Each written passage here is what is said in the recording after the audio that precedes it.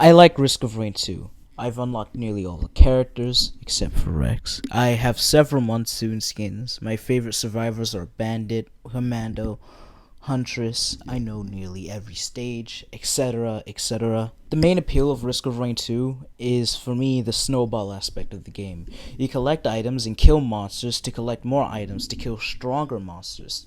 Do this until you're practically a god, and nothing could possibly stop you. Then end your run by either going to the final boss and curb stomp him, or literally erase yourself from existence via an interdimensional obelisk. Truly, a game for intellectual gigachads. The game is easy to learn and hard to master. The amount of levels, items, survivors, artifacts, and being a roguelike makes an experience with nigh infinite replayability.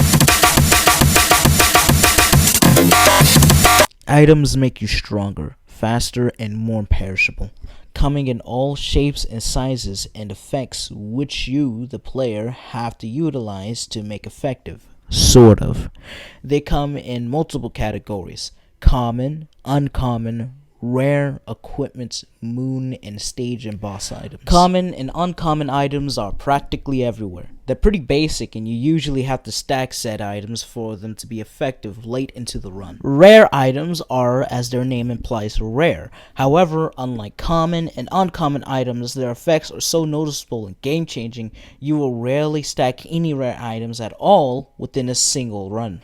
Equipment are items that are essentially like an extra ability. You can only have one unless you're multi, and can't stack them unless you're using fuel cells. Moon or lunar items are like a double-edged sword.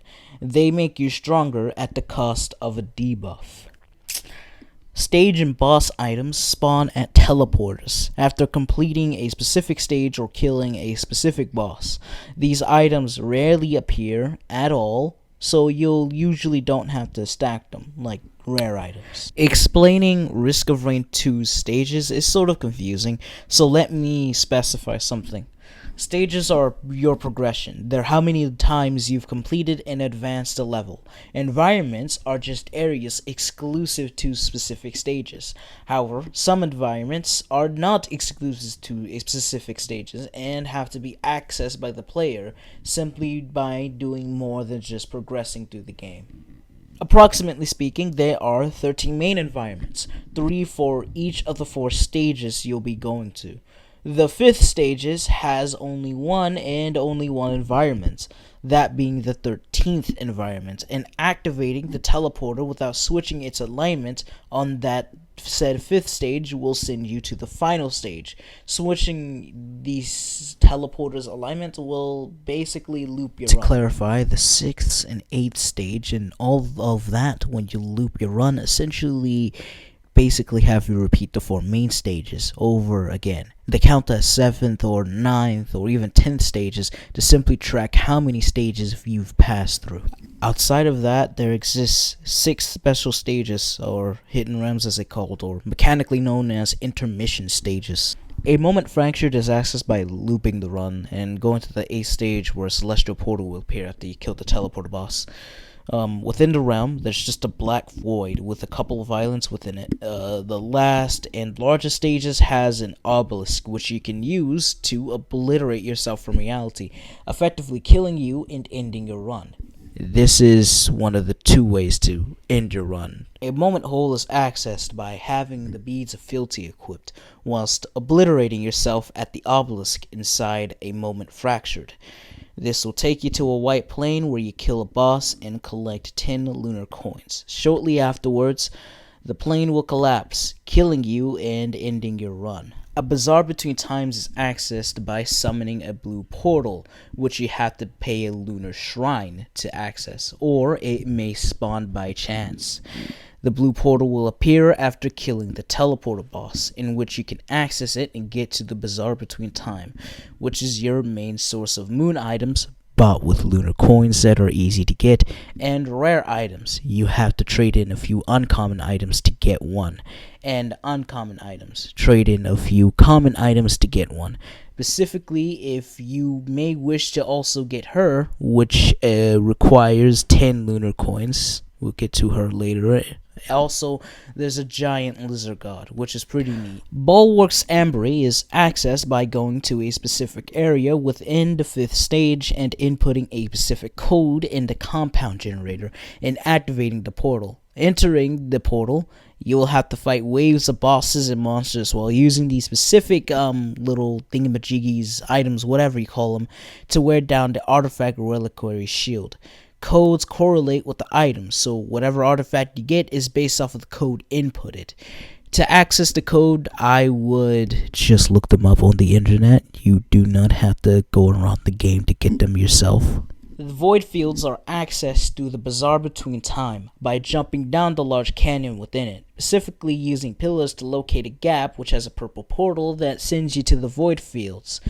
Good luck if you have no feathers and you're using Captain or Engineer. In the void fields, you constantly take damage within it. To avoid this, there's a small purple bubble you go inside.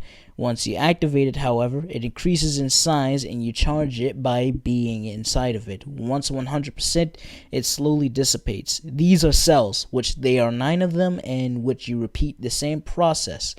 Do this and you can go about the void fields where the constant damage effect no longer applies. I cannot explain the Void Locust Planetarium at the moment because I'm not sure if the DLC is on console. Artifacts are basically run modifiers. They alter your runs in a specific or noticeable way. They either make your runs easier, command, make your runs more difficult, frailty, or they do both, glass. You collect them from Bulwark's Ambry and have the option to use them in future runs. You can also have multiple artifacts activated at once. All of them at once, even. Remember her from the Bazaar Between Times? Well, she is Artificer, one of the 10 survivors you can unlock. The survivors are unlocked in very specific ways. By default, you're given 2 survivors, being Commando and Huntress. A Bandit, Multi, and Engineer are all unlocked by progressing through a specific amount of stages. Complete the 3rd stage without dying to get Bandit, complete the 1st stage 5 times to get Multi, and complete 30 stages to get Engineer. No need to do it all in one run. Mercenary and Captain are unlocked by beating the game, which will end your run. For Mercenary, you must obliterate yourself at the obelisk in a moment fractured. For Captain, you must kill Mithrix and escape the moon successfully. Artificer and Acrid are unlocked via the intermission environments. For Artificer, you must go to the Bazaar Between Times and buy her with 10 lunar coins. To get Acrid, you must complete the void fields once. Both Loader and Rex are unlocked by going to 2 different environments, both of which are only found on stage 4. To get Loader, you must go to Siren's Call and destroy 5 alloy vulture nest. This summons the alloy worship unit, which is a boss that you have to kill to get Loader. At the beginning of a run, you must play as a survivor who drops from a pod, meaning no playing as Acrid. Grab the item on the back of the drop pod and progress to stage 4 on the environment Abyssal Depths. And then search the area until you find a robot who you'll give the item to, which gives you Rex. Also, if you get to have health, the item on your back will detonate, killing you instantly. And don't get any equipment, as you'll trade it out for the item you have equipped. All survivors have alternate abilities, which are unlocked by performing a task that unlocks said ability. They also have an alternative skin, which we'll dub the Monsoon skins, which are unlocked by beating Monsoon difficulty with that specific character. It takes me about probably a month and I'm already hooked on Risk of Rain 2. As I've said before, it's easy to learn but hard to master.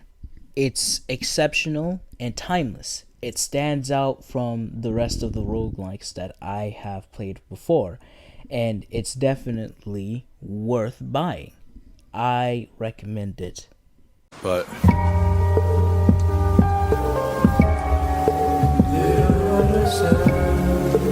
they don't understand, y'all.